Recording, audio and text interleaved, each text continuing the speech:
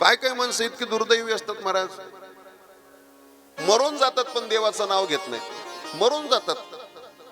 हा महाराज, त्यांचे हाड सुद्धा गंगेला जात नाहीत, इतके त्यांचे कट्टर असतात, इतके कट्टर लोक असतात. काही एका माऊलीला 3-4 लेकरं होते, 3-4 लेकरं, आणि मग दोघं तिघं तिन्ही 4ही मुलं त्या ठिकाणी तिचे फार श्रद्धावान होते बर का. 4ही मुलं फार श्रद्धावान, फार श्रद्धाळू तिची मुलं, परंतु ती मात्र कधी देवळात जात नसायची. तिला देवाचं नाव घेतलं तर असे बोट काठी यायचे. तिनं आयुष्यभर तिच्या मुखानं कधी देवाचं नाव घेतलं नाही.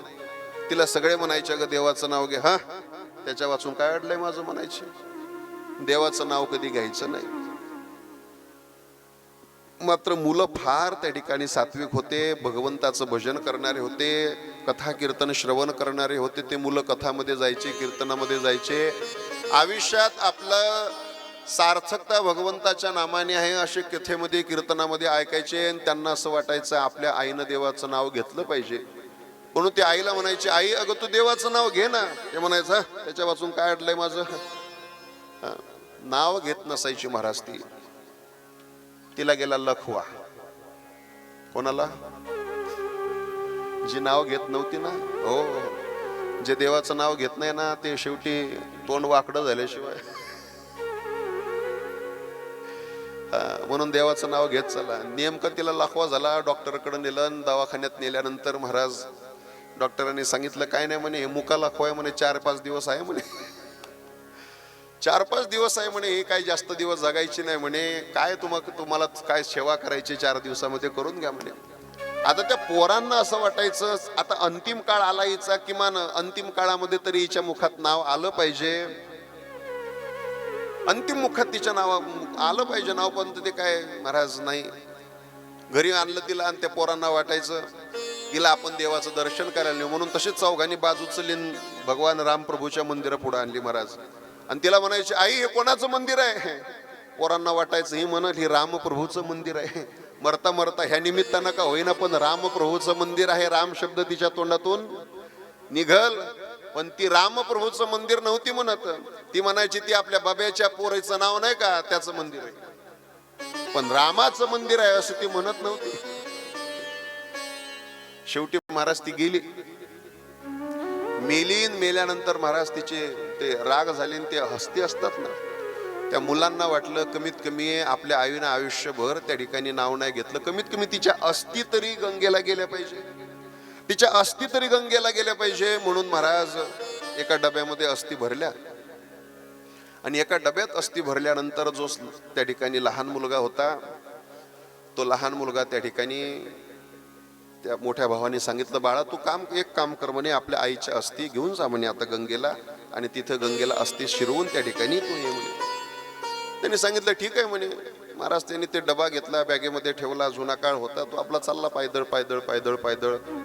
जाता जाता मग मुक्काम मधातल्या गावामध्ये करायचं म्हणून ओळखीच्या घरी मुक्काम केला. ओळखीच्या घरी मुक्काम केल्यानंतर मग सगळं ते जेवण खावण वगैरे त्यांचं झालं. जेवण खावण झाल्यानंतर थोडेसे बाहेर फिरायला ते गेले, आणि फिरायला गेल्यानंतर त्या घरातली जी बाई होती का ती म्हणली ह्या बॅगेमध्ये बरचसं काहीतरी दिसतंय, काय काय वजनी आहे, काहीतरी डबा दिसतोय म्हणे, काय सोनं आहे का नाणं आहे म्हणे, काय आहे म्हणे, काय आणलंय का, लाडू भरून आणले तिळगुळाचे, काय आहे नक्की. म्हणून तिनं तो महाराज डब्बा उघडला, आणि डब्बा उघडल्यानंतर त्याच्यामध्ये काय दिसले त्याला, त्या बाईला हस्ती दिसल्या. बाई म्हणे हे काय माणूस आहे का म्हणे, माझ्या घरामध्ये या मेलेल्या माणसाची हाडं आणलीत म्हणे. तिनं तो डब्बा घेतला आणि नालीत ओतून दिला. डब्बा नालीत ओतला, डबा पुन्हा तसाच ठेवून दिला. दुसऱ्या दिवशी सकाळी तो उठला, डबा उचलला, बॅग उचलली आणि कुठे गेला, काशीला गेला. आणि काशीला गेल्यानंतर तिथं ब्राह्मण देवतांनी सगळं पिंडदानाची पूजा करून घेतली. आता आणा म्हणे अस्थी. डबा आणला, आणि डबा जसा पाण्यात उलटा करायला गेला तर डबा मोकळाच, अस्थी नाहीच. हो, ती नालीत गेली पण गंगेत नाही गेली. ती महाराज ती नालीत गेली पण गंगेत नाही गेली. शेवटी तो लहान भाऊ घरी आला, आणि घरी आल्यानंतर म्हणायला लागला दादा अहो हे तर फार अवघडच झालं म्हणे, आपली आई गंगेला गेलीच नाही म्हणे, ती नाल्यात गेली म्हणे पण गंगेला नाही गेली म्हणे, नाल्यात नाही गेली म्हणे, गंगेला नाही गेली. तो मोठा पोरगा फार हुशार होता. तो म्हणला मला माहिती आहे, म्हणला आपली आई किती बिलिंदर होती. म्हणला तिने आयुष्यभर देवाचं नाव नाही घेतलं तर ती गंगेला कशी जाईल मला माहित होती, म्हणून मी एका लहानशा डब्बीत म्हणला तिच्या दुसऱ्या हस्ते काढून ठेवल्या. म्हणला काळजी करू नको तू. आणि मग आपण सगळे जण जाऊ म्हणलं. आपण सगळे जण जाऊ म्हटले आणि सगळ्यांनी गाडी केली आणि काशीला गेले महाराज. आता काशीला गेल्यानंतर तिथं गंगेमध्ये स्नान करायला लागले बर का. ती खिशामध्ये डब्बी होती मोठ्या भावाच्या. आणि आंघोळ करता करता आता माणसावरती आंघोळ करायला लागले. त्या घरातल्या बाया होत्या त्या खाली आंघोळ करायला लागल्या या घाटावर, आणि त्या खालच्या घाटावरती त्या घरातल्या महिला आंघोळ करायला लागल्या. आता ह्या मोठ्या भावानं जसं शर्ट काढलं आणि स्नान करायला लागला, शर्ट काढता काढता खिशातली डब्बी कुठं पडली? गंगेत पडली बरं का. आणि गंगेत जशी डब्बी पडली आणि ती वाहत वाहत वाहत वाहत जिकडं त्या माता मावल्या आंघोळ करत होते त्यांच्या घरातल्या, आणि त्यांच्या घरातली जी सगळ्यात लहानी सून होती, नवीनच लग्न झालं होतं, आणि नेमकी ती लहानी सून स्नान करायला लागली आणि खाली बुडी तिनं घेतली आणि वर हात जसा आला, जसा वर हात आल्याबरोबर तिच्या हातात ती काय आली? डबी आली बरं का. वर हातात जशी तिच्या डबी आली, डबी आल्याबरोबर तिनं ती धरली. माय गंगा मायेनं प्रसाद दिला म्हणे. गंगा मायेनं प्रसाद दिला म्हणे. तिनं ती डब्बी घेतली आणि ठेवली बॅगेत ठेवून. आपल्या डब्बी बॅगेत ठेवली आणि महाराज सगळी पूजा झाली आणि ते सगळे घरी आले. आणि घरी आल्यानंतर ती म्हणायला लागली म्हणे गंगा मैयानं मला प्रसाद दिलाय म्हणे. म्हणे प्रसाद दिला? म्हणे कुठला प्रसाद दिला? महाराज आपली आई गंगेला गेली, गंगेला गेली. आता गंगेमध्ये आपल्या आईचं हे झालं, सगळ्या आनंद होता. पण तिनं जेव्हा ते डब्बी काढली आणि आपल्या आई त्या ठिकाणी गंगेने मला प्रसाद दिला म्हणून, ती कोणता प्रसाद दिला म्हणून जशी तिने ती डबी दाखवली, डबी दाखवल्याबरोबर चालू पंक्त्या बंद केल्या येईन. ते म्हणले हे म्हातारी फार अवघड आहे, आयुष्यभर नाव घेतलं नाही परंतु गंगेला जाऊन ही परत आली, पण घरीच आली परत. ही गंगेला काही गेली नाही म्हणायची. काही काही माणसं इतके असतात आयुष्य जातं परंतु भगवंताचं नाम काही त्या ठिकाणी घेत नाही महाराज. सुमिरन कर मेरे मना तेरी बीती उमर हरि नाम बिना. सुमिरन कर मेरे मना तेरी बीती उमर हरि नाम बिना. सुमिरन कर मेरे मना तेरी बीती उमर हरि नाम बिना. सुमिरन पंछी पंख बिना हस्ती दंत बिना. पंछी पंख बिना हस्ती दंत बिना.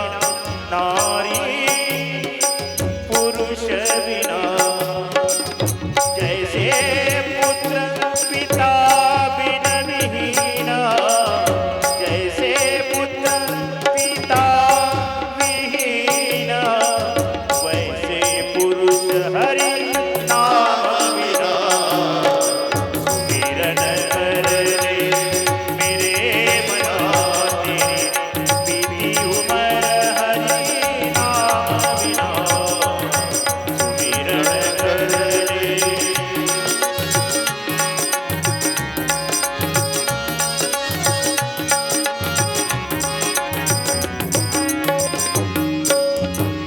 कूप नीर बिना धेनु नीर बिना. कूप नीर बिना धेनु नीर बिना. धरती मेघ बिना. जैसे तरुवर पंख विहीना. जैसे तरुवर फल बिन बीना. वैसे पुरुष हरि नाम बिना. सुमिरन कर मेरे मना तेरी बीती उमर हरि नाम बिना. बीती उमर हरि नाम बिना. बीती उमर हरि नाम बिना. आयुष्य माणसाचं निघून जातं. म्हणून म्हातारपणामध्ये भगवंत आपल्या वाणीला बळ देतो. त्याचं कारण आहे त्या वर्षा मालकाला शेवटपर्यंत अपेक्षा आहे की हा नामस्मरण करेल. पण अंतमती सागती महाराज, शेवटी जशी आपली बुद्धी असते त्या पद्धतीनंच मनुष्याला जन्म पुढचा त्या ठिकाणी प्राप्त होत असतो.